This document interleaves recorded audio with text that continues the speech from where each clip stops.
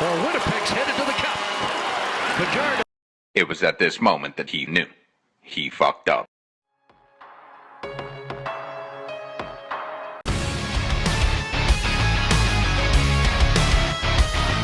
Good morning, afternoon, and evening, ladies and gentlemen. Labor Day W. The Blue Bombers, your Winnipeg Blue Bombers, defeat the Saskatchewan Roughriders, the formerly undefeated team in the league, the team to beat today. Holy shit, this feels amazing. We have really, the Bombers are known for struggling in Labor Day, where they just, like, I think it was the past 15 Labor Days, we've only won once, which is unacceptable. But today, got the W. So, let's get into it. Pre-game, there's a few things that are of note. Dembski is in. I thought he wasn't going to be in, but he was ready. That's good. Roosevelt is not in, who we just signed. And I believe that's because of the COVID protocols, I believe. I could be wrong, but that's what I heard. So, first quarter. Harris is looking great. Fantastic. He's really, punching it straight down their throats. And he looked great for the entirety of this game, but especially near the start. Saskatchewan took a lot of time to adjust to that. Good first drive, long field goal attempt. Missed, but that's fine. We were looking good. It was a really, honestly, I may have just tried to go on third down, make another play, and get another first and keep pushing. But I understood why they tried to go for it. There was an interception by Alexander. And sadly, my phone did not catch that. I was just cropping the other one, and normally I just do that quick and get it recording again, but didn't get it in time. Just there's so much stuff going on in this game. And then we would get a long bomb from Caleros to Kenny Lawler. Reaction here. Let's go. Interception, baby. Oh, come on, Caleros. Oh, shit. Yes! Woo! Nice throw. Beautiful throw, beautiful catch, love it. Anyway, moving on, we would get a touchdown, 7-0 Bombers. When you got like 2 yards, you just gotta go. Oh, we're just gonna try to punch this in, aren't we? Yeah. Woo! Touchdown! Let's go! Yes! Yes, I love this. Let's shut them up now. Let's shut that crowd up. Obviously, with it being 7-0, we would get a nice, good convert. Moving on. Adams would make a big, long catch. And then he fumbles it. Saskatchewan ball reaction here. Come on. Come on. Come on. Oh, nice! No! Oh my God! Hold on to the ball! On his feet looking for a block, and he'll push it back to the Winnipeg side of the field.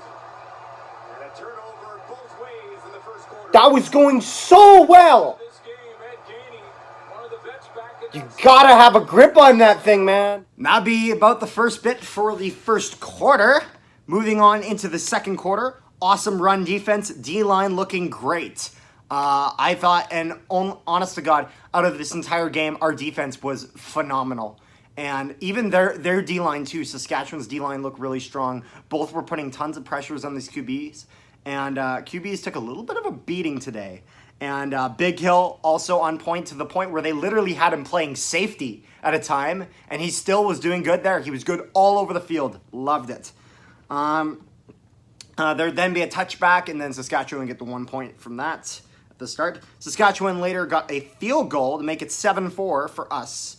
And then this next play annoyed me. So the O-line completely screwed the pooch here and had almost no blocks up for Caleros, which he then panicked and threw, and it ended up being an interception. That's reaction here. Come on. Come on, take care of him. Of course it is. Fucking take care of him. Yeah, they got to have that. And I say that as a former O-line myself, you got to protect your QB better than that. So Fajardo would then get hit hard, slow to get up. And like I said earlier, QBs took quite a beating in this game. So Calero would throw a almost interception, but it got ruled an incomplete pass due to Saskatchewan not having full control of the ball. It was a good block by the O-line there. But we gotta be careful about that. And Saskatchewan misses an easy field goal, and just gets the touchback. It'll be a 7-5 game. Reaction here. All right. And he missed it. First miss of the season. Wow. He was not far at all. And he hasn't missed one all season. Wow. Obviously a devastating blow. I mean, this is his first missed field goal all season. And it was from, I think, 28 yards out, something he definitely should have had. But it did benefit us. And, I mean, it's not like the Bombers have had any problems with field goals at all sometime this year. Sometime, not some town. What the hell am I saying? I can't talk today. We would challenge later on our drive for roughing the passer. It was not roughing the passer. I know what they were trying to do. Basically, he had touched the face mask, but he didn't grab it really, because basically the rule book describes it as a blow to the head. It's not a blow to the head. It was a grace to the head. Didn't do anything. That's just because they were at the 40-yard line and they wanted to get to the 30-yard line, have a better field goal position, because we know that our kicker is not the greatest thing in the world. So if we can get him closer, it would give us better odds. So it was worth taking a chance at maybe. So completely fine with Coach O'Shea going for that. And then there would be a very controversial roughing the kicker penalty, in which basically our kicker would kick, the ball's gone, he's no longer in the motion or anything, starts running forward. And then basically, I think it was Bryant. One of their guys was pushing him down, and he got pushed on top of our kicker, and they called it roughing the kicker, which it's not. The Mosaic Stadium would lose their shit, rightfully so. It was a bullshit call, which we were benefiting from. They threw the challenge flag, and it got obviously overturned because it didn't make any sense. As much as it was annoying because they got such as great returns, it was great that we could have shut it down. It was the right call to be made, and I don't want to go out of this game with that being one of the things being taken out, the Bombers benefited from the refs or this and that. No, basically the right call ended up being what happened, which it was good. And Saskatchewan would get a field goal, and it would be 8-7 going into halftime. So, third quarter. Caleros would get sacked. And then Harris would get a big run and almost hurdle someone. Reaction here. let's run it a touchdown, baby. Come on.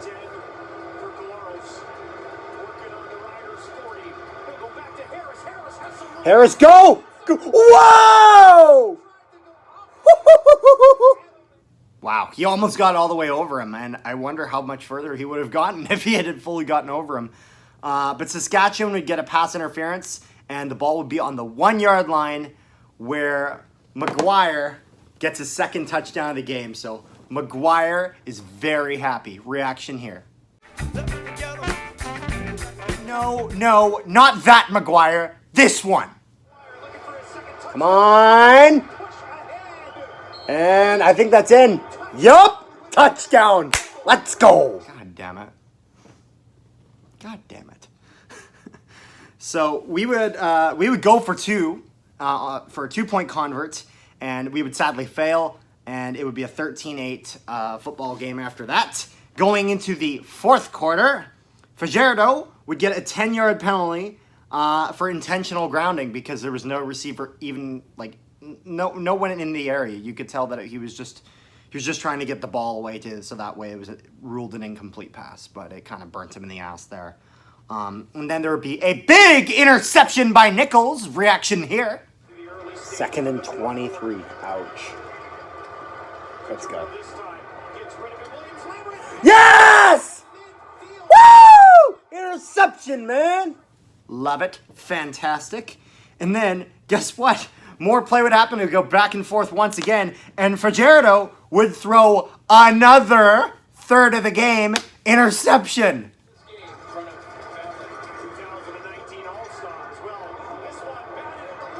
Yes! Third interception of the game. Oh my God, I was not expecting this. Like, I knew we had the best defense in the league when they were performing, but I really was worried about how Fajardo would deal with that, because any sort of adversity he's had to deal with so far, he's been able to smash right through. But this game, oh no, it wasn't looking great. But don't worry, it gets worse for him. But before that, the crowd would cause an illegal procedure, and it'd be 2nd and 23. You know, it was bound to happen at least once today, and I'm sure September 11th in the Banjo Bowl, it'll happen at least once, because that's how it happens with these two games between the just bitterest of rivals. And we would then get a field goal, 16-8 Bombers. Reaction here. All right, Legio. Between the uprights this time. Come on.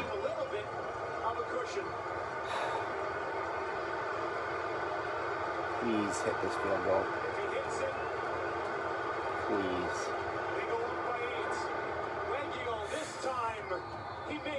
Yes!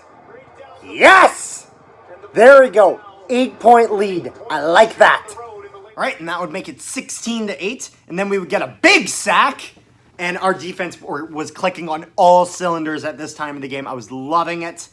And then there would be a huge throw from Collaros to Wolotarski. Reaction here. Whoa! Yes! Yes! What a catch, Wolotarski. And then the very next play, Collaros to Nick Dembski for the touchdown. Let's fucking go. Yes! Sorry, my thing wasn't recording properly, but we just got another fucking touchdown. Let's go! Yes! And then we would just go for the simple kick convert. The convert is good. 23-8 for yours truly, the Winnipeg Blue Bombers. And there would be a nice sack by Jackson Jeffcoat. Reaction here. Yes! Yes! Not so fast! And then nothing else would happen. Oh, wait.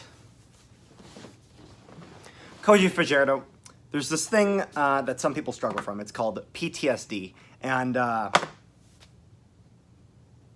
hit the upright again. You hit it again. I'm sorry, but it didn't move on you.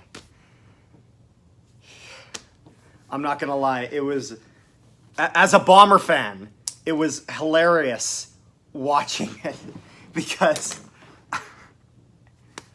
man, he just can't get a break, can he? That damn thing. Every time there's a glimmer of hope, that upright post gets right in the way. And I honestly do feel bad for Saskatchewan fans. Even though, I think they had already accepted they were losing the game at that point, but just adding salt to the wound by hitting that, I feel bad for that. Nothing else. But that would be game.